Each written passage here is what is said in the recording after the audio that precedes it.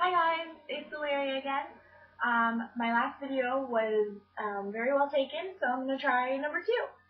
So, welcome back to my altar. As you can see, I am again in my bedroom in the center of the room. The door is closed. I'm going to talk about today the elements and the tools. So we're going to start off with the element of air, which is associated with the color yellow and the direction of east on a compass. So that's something that's really simple and quick about the element of air. Let's go ahead and get started with the tools that are represented with air. The asame, which is your ritual dagger, is just used for directing energy, so it is associated with, and I never have luck getting this out of here. It is associated with the element of air, and the reason is because when you're directing energy, you're literally cutting air, and you don't cut anything else with these. These are only used for cutting the air, not yourself, not anything else. If you're going to do animal sacrifices, that's not Wicca in my book, so we'll leave it at that. Also associated with the element of air, another tool is the wand, which does about the same thing that your asame does, except it's a wand. Who doesn't want a magic wand, right? We do spell magic, M-A-G-I-C-K. The reason for that is so that you don't associate us with magicians of the David Copperfield sense, Las Vegas type stuff. Chris Angel, not us. So, that's the wand. It's going to be used, you use it the same way you use the asame. Also associated with the element of air is the incense, which I have here on my altar. I'm going to go ahead and light one now for you. Just burn the top, put it out, and if you see, there's a tiny orange glow. That means that it's lit, and the resin and herbs that have been crushed and put on here are now going to start smelling. So you can stick that in your incense holder. I have a few here on my altar. Looks like we have one from before. That candle down real quick. I burned some this morning. Put that in there. Near that a little bit. There we go. Put that out of there. Always practice fire safety, guys. Make sure that you have a fire extinguisher handy. Mine is in the kitchen, so it's just right across the hall from me. I have a very small apartment, if you couldn't tell. So that is how you light incense associated with air.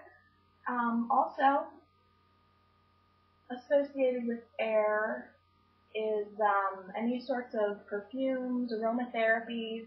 Some people associate candles with air, especially scented candles. Like this one is like fresh cotton or something from Walmart. Not a big spender, especially in the Wicca department. Very expensive at some point, but it can be very inexpensive too, and I'm going to go into that in another video. Let's go with the element of fire, which I'm sure, as you all have guessed, is the candle that's here. I have quite a few candles on my altar. I have green and red and yellow and lots and lots and lots of candles all throughout here. Candles are associated with the element of fire. Fire is associated with the direction of south on the cardinal directions on the compass, and also with also with the color red. So the color red is very big in the fire world. Also, I'm going to go into water. Water is associated with the direction of west. It's easy to remember, west for water. And it's the color blue. Some people associate it with the color white or clear, which isn't a color, but it's considered to be like a mirror. So this is my water chalice that I have here. It's just a tiny little cup that has water in it right now. It's a little dirty. I need to reconsecrate. It's been there for about a week. I also have an actual chalice, which is just another fancy word for goblet. I use a wine glass. This wine glass was hand painted and handed down from my grandmother to my mother to me. So I have that here on my altar as well. My favorite direction, my favorite element is earth. I am an earth element. It's associated with the color green and brown and the direction of north. So being from Michigan originally, I do really love being up north. So on my altar here, what's associated as some of the tools that are associated with earth are herbs. So I have herbs here. And here we have some cinnamon. I have some bay, which is just a little bay leaf that you find in your mom's kitchen. I have some nutmeg. This is a full nutmeg. It's literally a nut, and then you just grind it. You can grind it up in your mortar and pestle, which I have right here. And the way you do that is you just grind.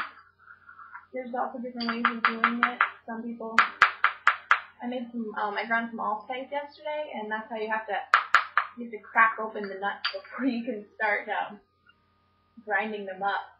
So sorry about that, guys. Also on my altar for the element of earth are some stones. I have here some stones and some minerals. I have some rose quartz here, and I also have a really beautiful piece of turquoise. Look how beautiful that is, guys. I absolutely love this gem. It's one of my favorites. So, those are my gems, and that's earth. I forgot something about air. This is a smudge stick.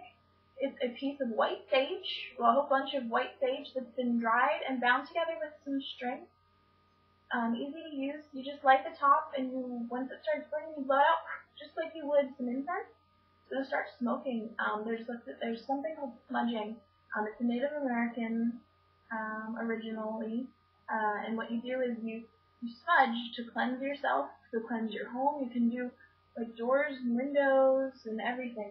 The way that they used it was to protect from evil spirits and to rid the house and the huts and things of evil spirits as well. So I really like that. I keep that with me.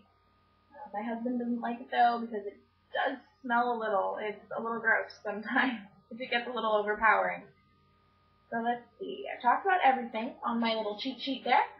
So the next thing I'm going to talk about is my Book of Shadows. I'm going to do an entire episode on this, guys, so don't be afraid if I say this all too quickly. This is my Book of Shadows. It is, as you can see, just in a 3-ring binder.